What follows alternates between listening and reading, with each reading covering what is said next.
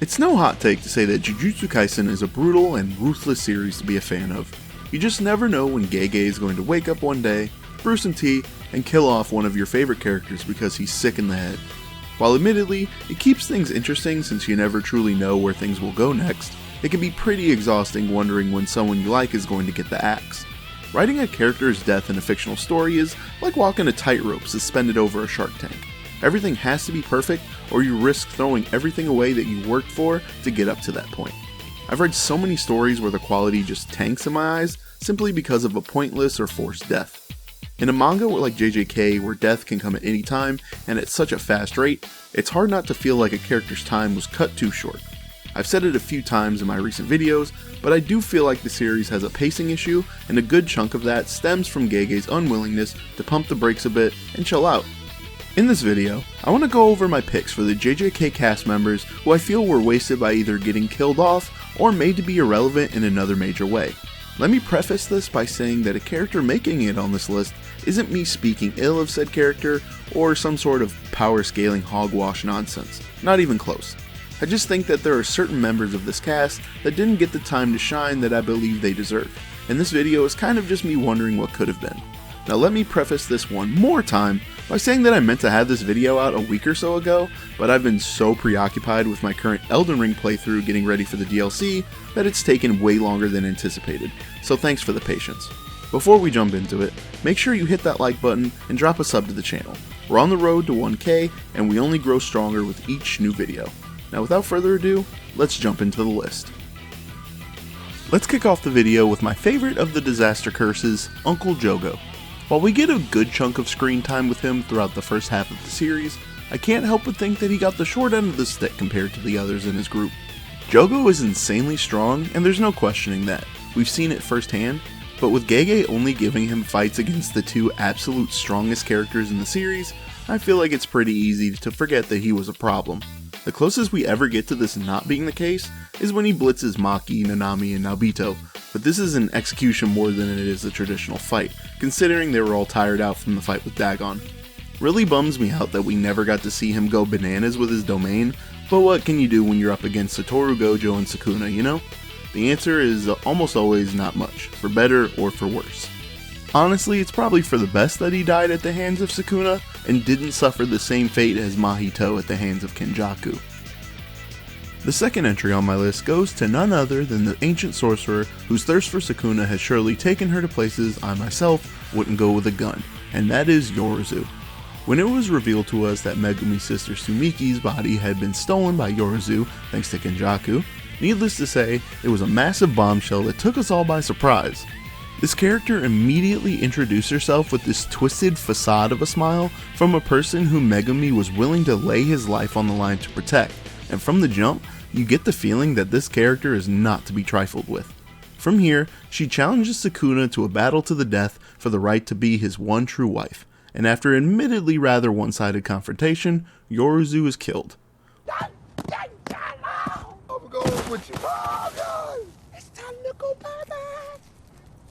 What bugs me the most, no pun intended, about her dying so quickly after being introduced is that this character could have easily been an incredible bridging antagonist into the Gojo vs Sukuna fight. She could have gone around seeking out other reincarnated sorcerers to fight as a way to warm up for her fight with Sukuna. This would have also worked as a perfect way to showcase some more Heian era world building by sprinkling in some character interactions. Now, admittedly, we're given a little chunk of it through her flashback scenes, but I wanted more, and I'm sure I'm not alone in that sentiment. The problem in my eyes is that I feel like a lot was left on the table, considering she's apparently not only quite powerful, but also a decently important figure in that bygone era of sorcerers. Let me just end this section with this. For all the emphasis that was put on rescuing Sumiki from being a participant in the culling game, to have it be revealed that she's been taken over by a villain isn't the bad part, make no mistake. I actually really like that plot point. My issue is when you drop this twist in our laps that completely derails the plans of our main characters, only to wrap it up in like 3 chapters. It's very deflating because I really liked Yoru and what little time we got with her.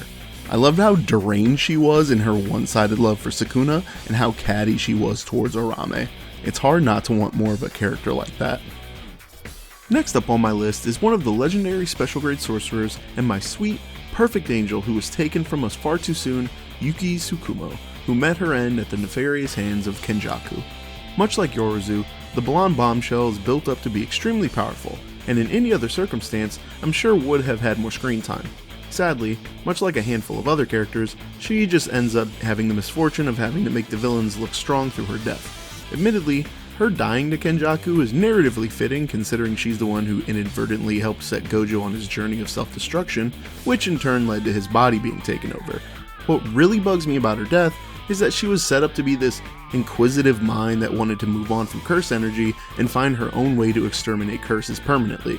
It really bums me out because with her gone, that plotline of how to go about dealing with curses in the long run is just gone. Maybe Gege will double back and touch upon this once more after Sukuna is defeated, but it's a complete coin toss on whether or not the series is ending after that, so who really knows. If I'm gonna be honest though, a good part of me misses her for the usual shonen meathead reasons, and I'm not ashamed to admit that, because for the one fight she was in on screen, she was a complete beast. Being able to go toe to toe with Kenjaku to the point where he's nervous about being able to put her down is impressive. You can tell by the faces he makes during the fight that he's genuinely surprised by her strength and abilities, which is completely fair when you realize she effortlessly one-shots a special grade curse spirit that's used to seal away entire concepts. Hell, we didn't even get to see her domain expansion. For a character that is supposed to be in the same echelon as characters such as Gojo, Yuta, and Geto, it just doesn't make any sense to me why she wouldn't have at least tried to use it, but instead, we just get more Kenjaku blazing. It was really cool to see her sacrifice herself by turning into a legitimate black hole, but then it's immediately undermined by having Kenjaku somehow get around it thanks to some typical villain mumbo jumbo. You see it all the time in this genre, like when Madara somehow survives against Guy's strongest attack even though he was weak to said attack, or literally everything Aizen and Yhwach did in Bleach. It's a narrative tool that is used quite frequently in this genre. Forever a double-edged sword of having a character like Yuki where they're just so raw with the potential to be so great, but the author takes them out of the story before they have a chance to truly come into their own. If she were still around for the Sukuna raid, it'd be really interesting to see how she'd be able to stack up against this monstrous foe. Just think, if she were still around, she could have joined Todo in assisting Yuji, and it would make perfect sense since Chozo sacrificed himself and both of them had deep emotional ties to him. The combo of Yuji and Yuki swapping places because of the new Boogie Woogie would be practically unstoppable with how hard she hits. But alas, it's something we can only dream and theorize about now, and us Yuki fans will just have to keep sobbing into our pillows at night. Honestly, it's probably for the best that she's not around to fight Sukuna, because I know damn well Gege would do her dirty on some hoe shit, and it would just piss me off even more. Alright, I already know this one is going to probably ruffle a lot of feathers, but sometimes you gotta look in the mirror and face facts. I'm gonna preface this entry by saying that I'm a huge Hakari fan, have been since its proper introduction, and still am, don't get it twisted. But I have to be honest with myself and say that Gege has fumbled the whole bag when it comes to this character, and it's only gotten worse with time. From the moment he's first mentioned in the series, he's built up to be one of Gojo's strongest students, and a necessary ally in the coming war against Kenjaku. His first fight in the series is against Kashimo, and while the fight is super dope, the fight doesn't even have a victor, but I won't completely hold it against him since the Farmer Slayer became a temporary ally against Sukuna. Then the next time Hakari sees some action, it's to go up against the they-them causing mayhem Arame. I, much like every other Hakari fan out there, was certain that this was going to be our boy's time to shine and show us what it means to be a special grade sorcerer. And then months went by while the vast majority of the fight took place off screen. I'm not gonna lie, this might be the most deflated I've ever felt in regards to a character I'm ride or die for.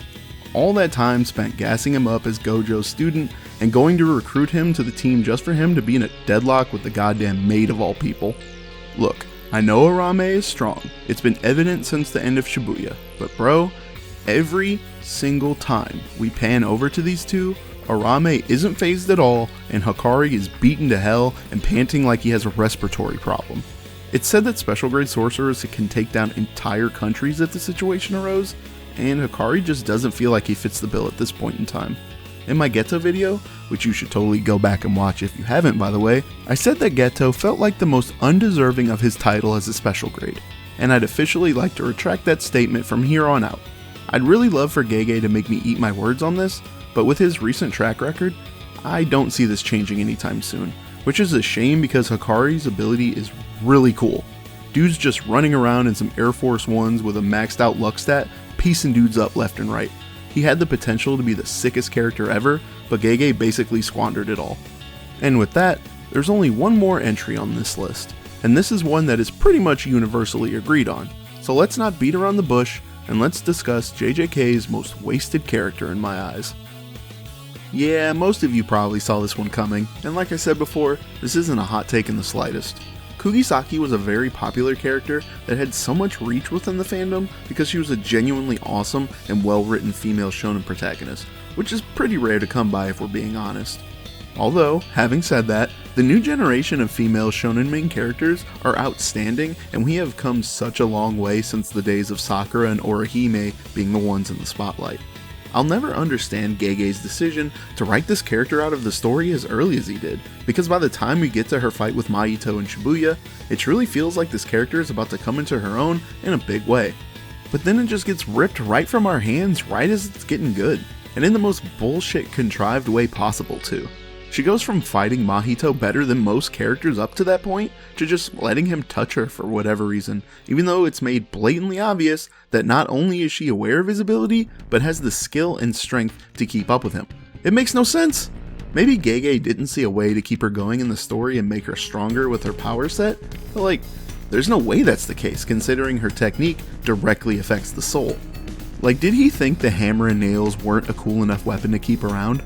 And if so, why not just give her a new weapon then? Now, of course, we haven't had any type of direct confirmation on whether or not she's truly dead, but at this point, she's been out of the series longer than she was in it.